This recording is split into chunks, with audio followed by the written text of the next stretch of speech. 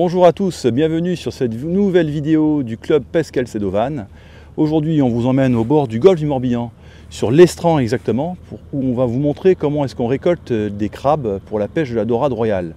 Le crabe qui est sans doute l'un des meilleurs appâts pour capturer ce poisson emblématique du golfe du Morbihan. Donc nous voici au bord de l'Estran, prêts à vous montrer donc comment on ramasse les crabes verts qui sont les bons appâts pour pêcher la dorade royale. Avant toute chose, une petite présentation du petit matériel que je vais utiliser pour ramasser les crabes. Matériel nécessaire quand même. Donc on a évidemment un seau ici dans lequel on va mettre les crabes, un gant, le deuxième pas forcément nécessaire, mais surtout celui-là est nécessaire pour pouvoir capturer les crabes sans risquer de se faire pincer et d'en souffrir bien sûr. Et puis ce petit accessoire là qui est pour moi indispensable, c'est tout simplement un rouleau de peinture, un rouleau à peindre avec son manche et qui va servir tout simplement à soulever les algues avec beaucoup plus de confort. Ça évite de se baisser, de se faire mal au dos et surtout ça évite d'aller mettre ses mains là où il peut y avoir des huîtres coupantes sur les roches. Voilà. Alors maintenant que je vous ai présenté le petit équipement, on va aller ramasser les crabes. Alors suivez-moi, c'est parti.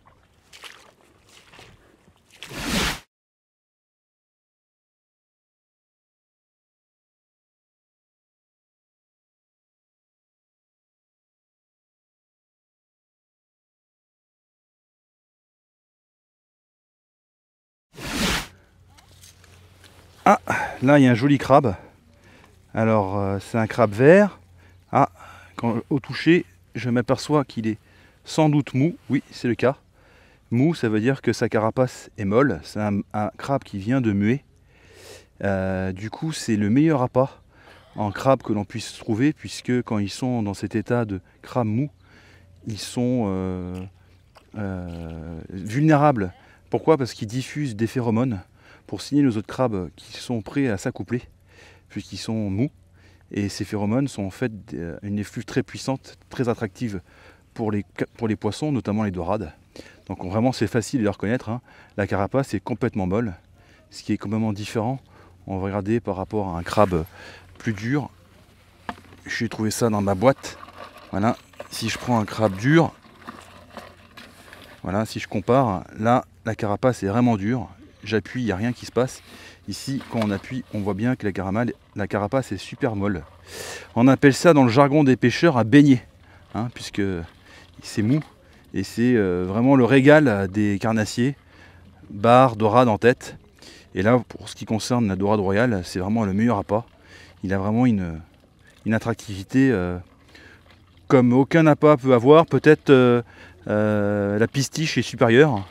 Mais hormis la pistiche, il n'y a vraiment rien de mieux que le crabe mou. Alors ça c'est un crabe que j'ai trouvé sous un autre gros crabe, dans cette position, donc position on va dire à l'endroit, mais sous un autre crabe. Il s'agit souvent dans ces cas-là d'un crabe franc. Ce qu'on appelle le crabe franc, c'est le crabe qui va être prêt à muer. Il a encore sa carapace dure sur lui, mais sous cette carapace dure, il a déjà une deuxième carapace qui a commencé à se former, qui est toute molle.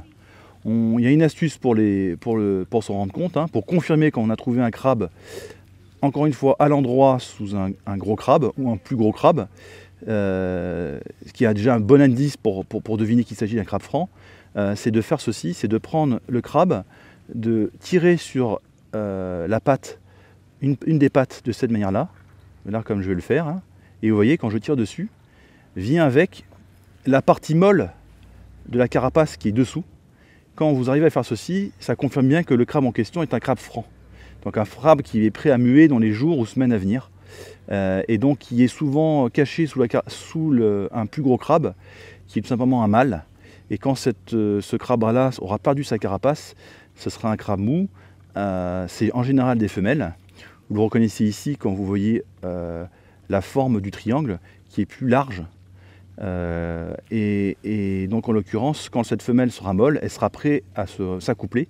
Elle s'accouplera donc avec le mâle qui, jusque présent, était au-dessus d'elle et la protégeait. Ici, le crabe mâle en question sur lequel j'ai capturé le crabe franc, qui est une femelle dont j'ai montré le ventre était arrondi. Ici, on a le triangle qui est beaucoup plus fin. Voilà, je vais vous prendre on va comparer les deux. Vous voyez la différence entre une femelle, vous avez un triangle qui est beaucoup plus large, et le mâle où le triangle est beaucoup plus fin. Toute proportion de taille de crabe, évidemment. Ah, parfait. Là, on a exactement ce que j'ai illustré, c'est-à-dire qu'on a notre mâle qui protège la femelle, qui elle, ils sont en train de s'accoupler. Ils sont en tout cas en position d'accouplement.